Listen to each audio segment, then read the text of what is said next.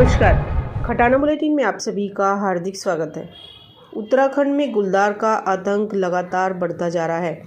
स्थिति यह है कि अब राजधानी के रिहायशी इलाकों में भी गुलदार लोगों पर हमला करने लगा है।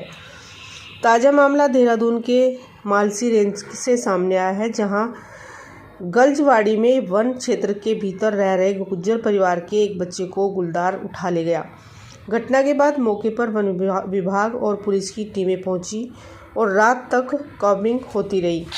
देहरादून के कैंट थाना इलाके के किमाड़ी मार्ग पर गज्जीवाड़ी गांव से करीब 2 किलोमीटर नीचे की तरफ वन क्षेत्र में बड़ी वन गुज्जर बस्ती है। यहां पर गुज्जरों के करीब 10-12 डेरे हैं। बताया जा रहा है कि 10 साल का रियात डेरे से बाहर आया और इसी बीच बाघ ने बच्चे को निवाला बना लिया। कहा जा रहा है कि बाघ को ट्रैंकुलाइज कर गोली मारी गई, जिसको लेकर जांच भी बैठा दी गई है। वन मंत्री सुबोध उनियाल का कहना है कि जांच इसलिए बैठाई गई कि आखिर इस बात में कितना सच है कि ट्रैंकुलाइज करने के बाद गोली मारी गई, और जांच का नतीजा आने के बाद कार्रवाई की जाएगी। उन्होंने कहा कि पिछले 2-3 महीने में जिस तरह से ऐसी घटनाएं बढ़ी हैं, ये चिंता का विषय है।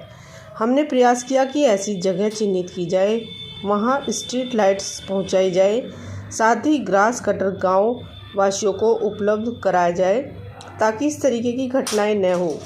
लेकिन इसके साथ साथ लोगों में जागरूकता की आवश्यकता है।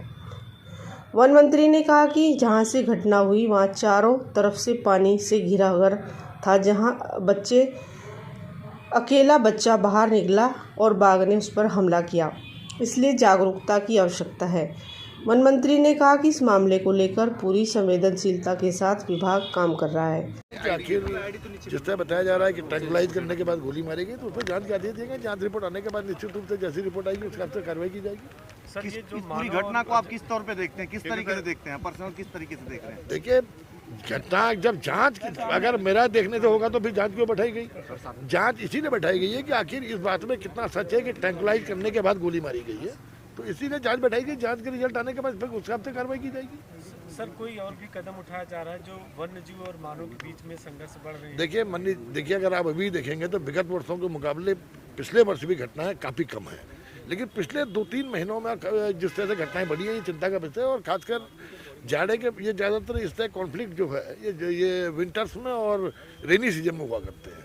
और जो हमने लगातार जो प्रयास किया था इस पर अंकुश लगाने के लिए, ऐसे स्थानों को चिन्हित करने के बाद उन गाँवों को स्ट्रीट लाइट का पहुँचाना कि ताकि गाँव की सीमाओं में उजाला होने से इस तरह की घटनाएं न हो। दूसरा, ग्रास कटर गांव वालों को उपलब्ध कराया गया ताकि गांव की सीमा में जो घास है उसको काट करके वो सुरक्षित रह सके। लेकिन सबसे बड़ी बात आवश्यकता ये है कि आज इसमें स्वयं आम आदमी की जागरूकता की आवश्यकता है। हमने लगातार अवेयरनेस प्रोग्राम भी चलाए। कल की घटना को अगर आप देहरादून की देखेंगे तो चारों तरफ से पहाड़ी से घिरा हुआ अकेला मकान जंगल के बीच में, और रात 9 बजे बाहर जाके तो जंगल तो आखिर जंगली जानवरों का ही है, इसीलिए उसको वाइल्ड एनिमल कहा गया। तो इसमें सबसे बड़ी आवश्यकता है अवेयरनेस की कि रात को न निकलें। उसके अलावा अपने गांवों की सीमाओं पर ये गार्बेज वगैरह इकट्ठा ना करें, क्योंकि जानवर इसको देख के भी आता है। तो तमाम तरह की अवेयरनेस के कार्य प्रोग्राम भी हम चला रहे हैं, लेकिन पूरी संवेदनशीलता के साथ इस पर विभाग काम कर रहा है। अभी आपने देखा था भवाली में इस तरह के कांड हुए थे, तो हमने अगल बगल की डिवीजन से रेंज ऑफिसर्स को और दूसरे कर्मचारियों को भी वहाँ पे डिप्लोय किया ताकि ज़्यादा मैन पावर के साथ हम उसको पकड़ने का काम कर सकें। ठीक है, धन्यवाद।